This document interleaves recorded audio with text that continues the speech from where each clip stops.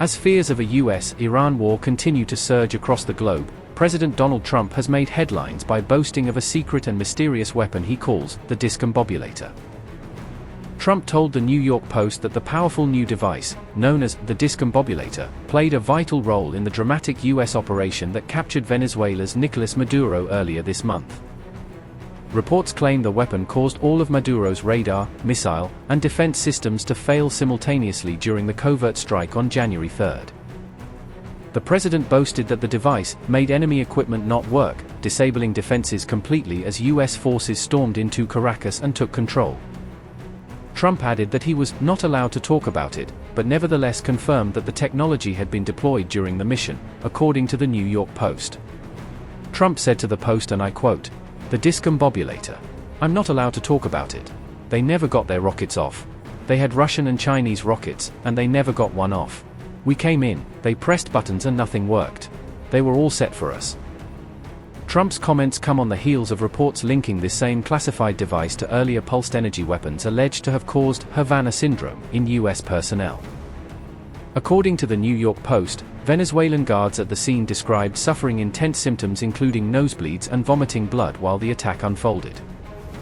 Witnesses also said that all radar screens suddenly went dark, giving US drones total dominance over the skies during the brief but decisive operation. The president's revelation arrives at a time when tensions between the United States and Iran are already reaching their highest point in years.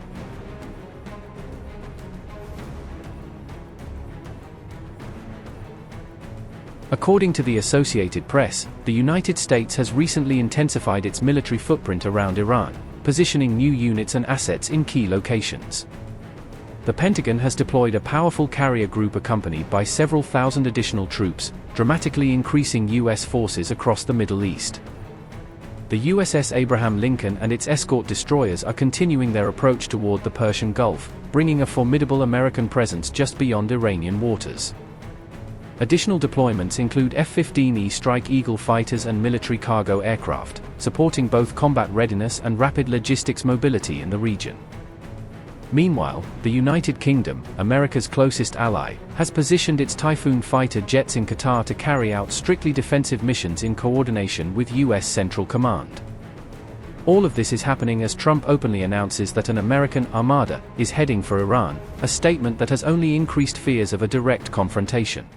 Where do things stand with Iran? The U.S. has got sizable military assets. You know, we have a lot of ships going that direction, just in case. We have a big flotilla going in that direction. And we'll see what happens. Big force. We have a big force going toward Iran. I'd rather not see anything happen, but we're watching them very closely. I saw 837 hangings on Thursday. They would have been dead. Every one of them would have been hung. This is like from 1,000 years ago. This is an ancient culture. Very smart people, by the way, but it's an ancient culture. 837, mostly young men, were going to be hung on Thursday. And I said, if you hang those people, you're going to be hit harder than you've ever been hit. It'll make what we did to your Iran nuclear look like peanuts. And an hour before this horrible thing was going to take place, they canceled it. And they actually said they canceled it. They didn't postpone it. They canceled it. So that was a good sign. But we have an armada. We have a massive fleet heading in that direction. And maybe we won't have to use it. We'll see.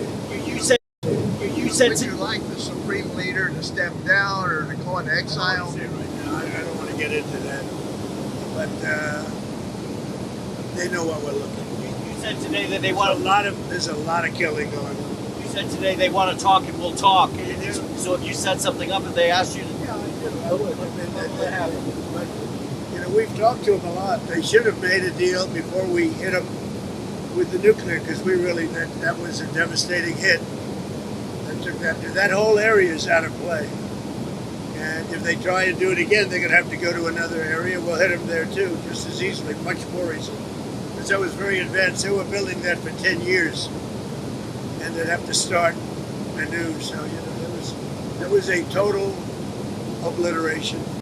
At the same time, Iran's Revolutionary Guards have showcased a fleet of combat drones and issued veiled warnings to the United States and Israel, promising swift retaliation if they attack. On January 22, state television broadcast a ceremonial display of Shahd 129, Shahd 191, and the now infamous Shahd 136 kamikaze drones flanked by clerics and IRGC commanders. It comes after Supreme Leader Ayatollah Ali Khamenei again accused Washington of plotting to undermine the Islamic Republic through covert operations and organized discontent. Khamenei claimed the US is actively backing domestic protesters and sponsoring movements intended to destabilize Iran from within its own borders.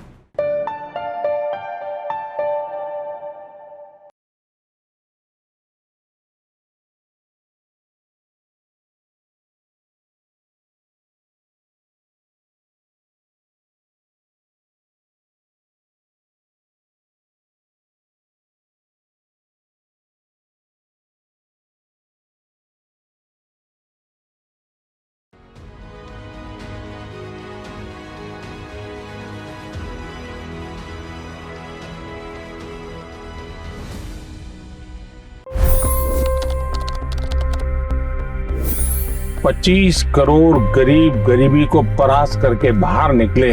For the good of our nation, let's work together and let's truly make America great again.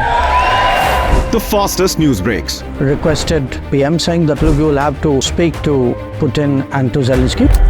The biggest news makers. The relationship with India is probably the most important bilateral relationship the US will have for the rest of this century. The capital delivered quite an election result today. Expert analysis. The million-dollar question today is how to stop this dance of death. Ground reports. I'm standing at the crossroad of the Kumbh Mela. Behind me are more than 100 entry ghats. Long-form interviews. Exclusionary politics is reflected in Manipur case as well. You don't bother because this is a small state. Deep dive into burning issues. It's often said DRC could be the richest country in the whole world. It's because of what sits underneath. Why exactly did the US topple the Sheikh Hasina government? HT videos. We don't just break news, we break it down.